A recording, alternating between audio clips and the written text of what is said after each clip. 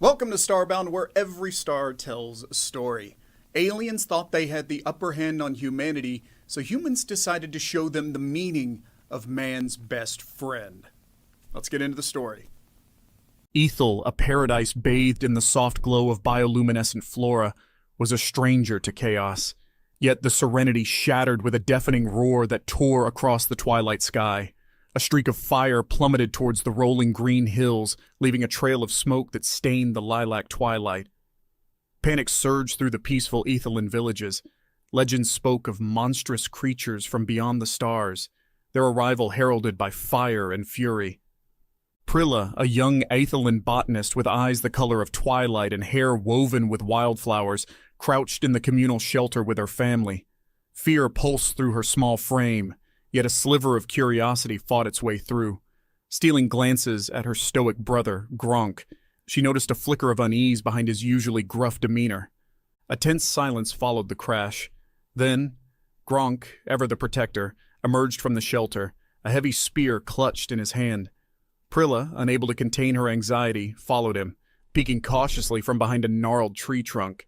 A plume of smoke rose from a distant hill, the wreckage of a metallic contraption glinting under the dying light. But instead of the monstrous creatures they feared, a sight greeted them that defied all their preconceptions.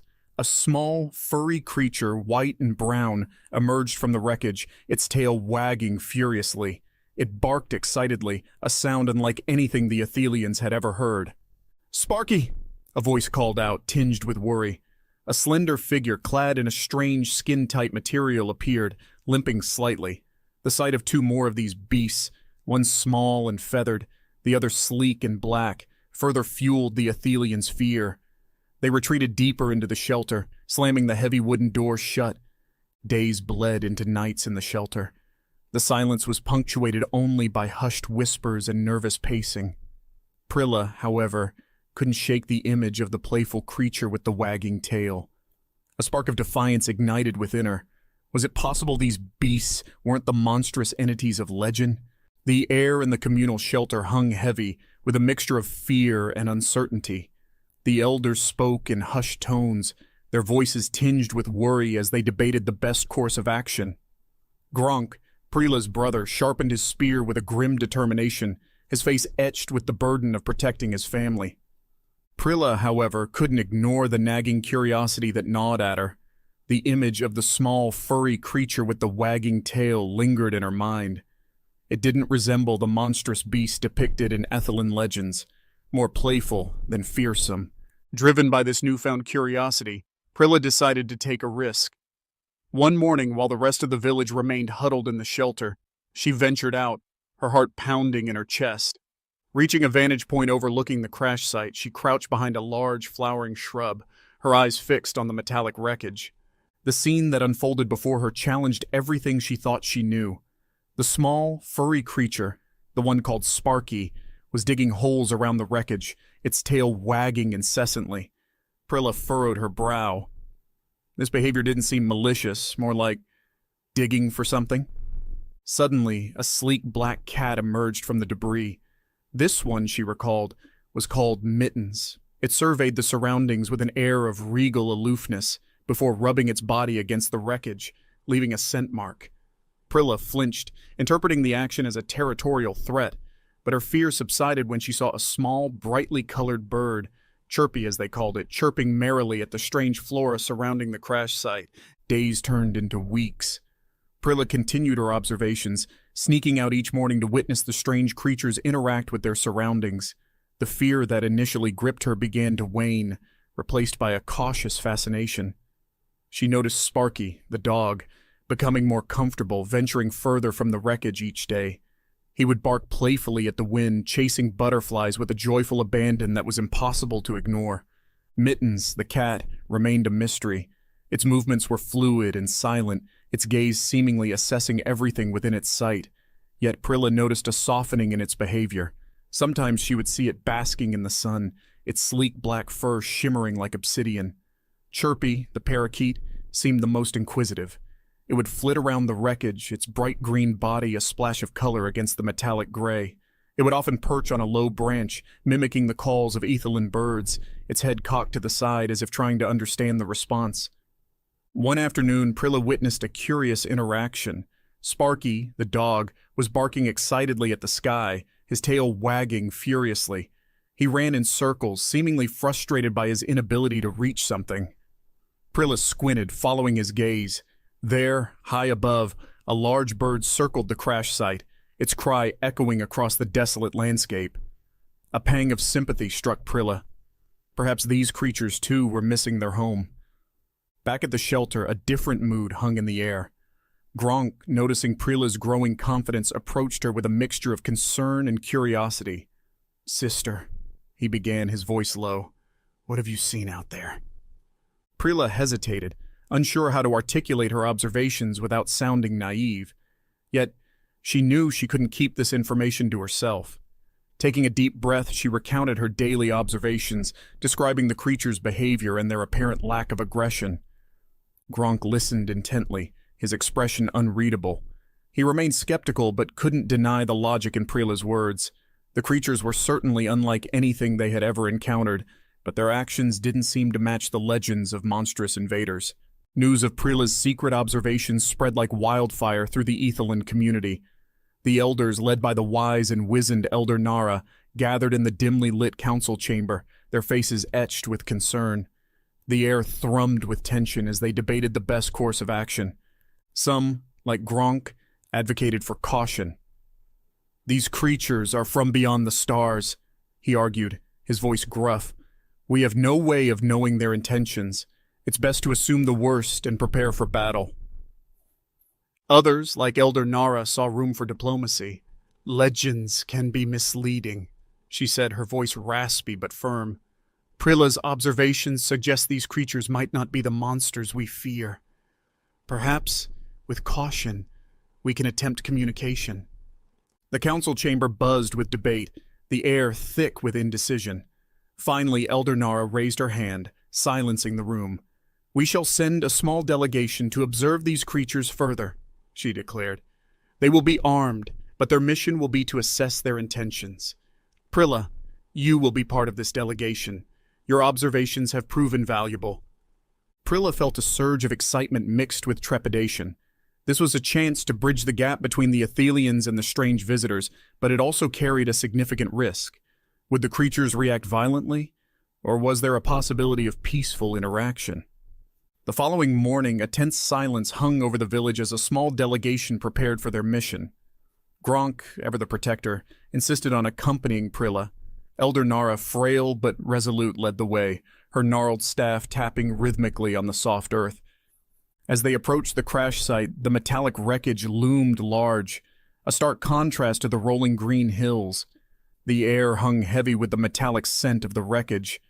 The delegation stopped at a safe distance, their eyes scanning the area. To their surprise, the creatures were nowhere to be seen. Only a heavy silence filled the air. Elder Nara held up a hand, a signal for caution. They waited, their nerves stretched taut. Suddenly, a flurry of movement caught their eye. Sparky, the dog, emerged from behind the wreckage, his tail wagging furiously. He barked playfully, his excitement evident. This time, however, he was not alone. A young human, a child by Ethelin standards, followed close behind. The child, a girl with hair the color of wheat and eyes that mirrored the summer sky, stumbled slightly, her clothes dusty and torn. She spoke in a language that sounded like a series of clicks and whistles, utterly incomprehensible to the Ethelin delegation. Prilla, her heart pounding in her chest, took a step forward. Remembering her observations, she knelt down and picked a handful of the sweet Ethelin berries that grew in abundance around the crash site. Holding them out in front of her, palm up, she spoke slowly in Ethelin, hoping the gesture would be understood. "These are for you," she said, her voice barely a whisper. The girl stared at the berries, her eyes wide with surprise. Then a small smile spread across her face. She reached out tentatively and took a single berry, examining it closely. Slowly, she brought it to her lips and took a bite. A look of delight washed over her face. She turned to Sparky, barking excitedly and pointing at the berries with a grin. The dog barked back in agreement, his tail wagging furiously. A flicker of hope sparked in the hearts of the Ethelin delegation. Perhaps, just perhaps, this encounter could be the beginning of something extraordinary, a bridge between two vastly different cultures.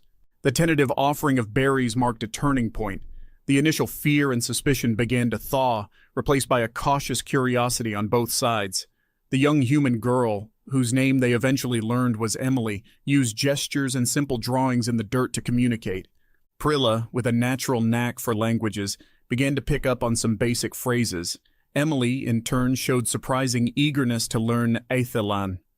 The communication, though slow and riddled with misunderstandings, opened a channel for dialogue. Days turned into weeks as the Aethilan delegation, joined by other villagers emboldened by the initial contact, made regular visits to the crash site. They learned that Emily wasn't alone. Her family, her parents, John and Sarah, and their other pets, Mittens the cat and Chirpy the parakeet, were also injured in the crash. John, a skilled mechanic, managed to salvage some tools and parts from the wreckage. With the help of the Aethilan villagers, he set up a makeshift workshop, hoping to repair the damaged ship and return home. The Aethilan engineers, fascinated by the Terran technology, offered their expertise. Though their tools and methods differed vastly, a sense of camaraderie blossomed as they worked together, their shared goal bridging the language barrier. One evening, as the Aethilan delegation gathered around a crackling fire, John, his face etched with worry, spoke in broken Aethilan. "The repairs are going slowly," he said. "We need a specific kind of crystal to power the ship's engine. Unfortunately, there's nothing like it on this planet." Prilla, her brow furrowed in thought, recalled the bioluminescent flora that bathed Ethel in its soft, ethereal glow. "Perhaps," she suggested, "the crystals you need are similar to the ones found in the glowstone caves." The glowstone caves were a network of caverns deep beneath the surface of Ethel.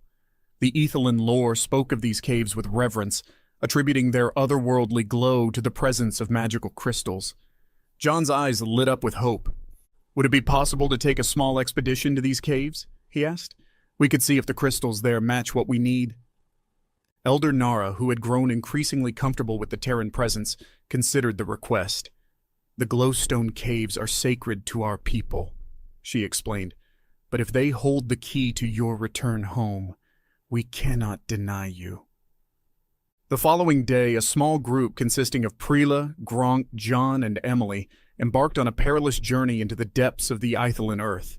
The air grew cooler as they descended into the caves, the bioluminescent flora replaced by an unsettling darkness. The only light came from the strange headlamps John wore, casting an eerie glow on the cavern walls. Eerie shapes danced in the shadows, and the silence was broken only by the rhythmic dripping of water and the occasional skittering of unseen creatures. The journey was long and fraught with danger, but eventually they reached a vast cavern, its ceiling adorned with countless glittering crystals. They pulsed with an otherworldly light, their colors ranging from a deep emerald to a celestial sapphire. John's eyes widened in awe. "These are exactly what we need," he exclaimed. Carefully he collected a few crystals, his heart filled with renewed hope. The possibility of returning home seemed more real than ever. The discovery of crystals in the glowstone caves marked a significant turning point in the relationship between the Aethelians and the Terrans.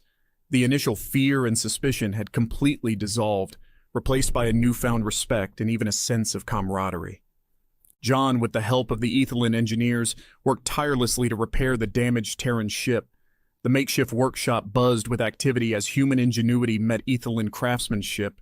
Days turned into weeks, the once desolate crash site becoming a testament to their combined efforts. Meanwhile, Prilla and Emily's friendship blossomed.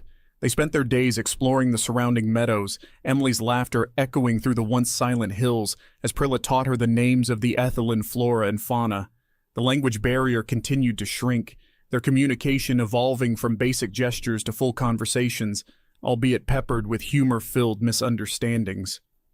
One starlit night, as Prilla and Emily sat by the crackling fire, Emily confided in her newfound friend. "I miss home," she whispered, her voice tinged with sadness. "I miss the feel of soft grass under my feet, the taste of my favorite cookies, and the stories my grandma used to tell me." Prilla squeezed Emily's hand in a gesture of comfort. "I understand," she replied softly. "We miss our home too. Ethel is beautiful, but it's not the same without our families." A comfortable silence settled between them. broken only by the crackling of the fire and the chirping of crickets. Looking up at the vast expanse of stars that carpeted the Eithilin night sky, Prilla noticed a shooting star streak across the darkness. "On Ethel," she said, pointing at the fading trail of light, "we make a wish upon seeing a shooting star." Emily's eyes widened with curiosity. "A wish? How does it work?" Prilla smiled. "You close your eyes, think of your deepest desire, and whisper it to the falling star. It will carry your wish to the heavens." Emily, captivated by the idea, closed her eyes tightly. For a moment the only sound was her soft murmur, followed by a contented sigh. "What did you wish for?" Prilla asked gently. Emily opened her eyes, a mischievous glint in them. "That's a secret," she said with a grin. Days later, the Terran ship hummed with renewed life. John and Sarah, their faces etched with relief and gratitude, announced that the repairs were complete. A bittersweet farewell hung in the air as the Athelians gathered to see their newfound friends off. Prilla stood beside Emily, her heart heavy with the impending separation. They had formed an unlikely bond, a friendship forged in the face of adversity. As Emily boarded the ship, she turned to Prilla, her eyes filled with tears. "Thank you for everything," she whispered, pulling Prilla into a tight hug. "I'll never forget you or Ethel." Prilla held her friend close, tears blurring her vision. "Neither will I, Emily," she choked out. "Don't forget to write." With a final wave, the Terran ship lifted off, a streak of fire against the twilight sky. The Athelians watched in silence as it disappeared into the vastness of space, a mixture of sadness and hope lingering in their hearts. The silence left by the departing Terran ship was profound, yet Ethel wasn't the same quiet paradise it once was. The memory of Emily's laughter, Sparky's playful barks, and Chirpy's chirps echoed in the meadows. The villagers, particularly Prilla, carried a newfound understanding of the vastness of the universe and the possibility of forging connections beyond their world. Life, however, continued. The Eithilin engineers, inspired by Terran technology, began incorporating new techniques into their own tools and machinery. The bioluminescent glow of the flora seemed to shine brighter now, a constant reminder of the friendship forged in its light. Weeks after the Terran departure, a faint signal flickered on the Eithilin communication device, a technology the Terrans had gifted them before leaving. Prilla, her heart pounding with anticipation, activated the device. A familiar face filled the screen, Emily, beaming with a wide grin.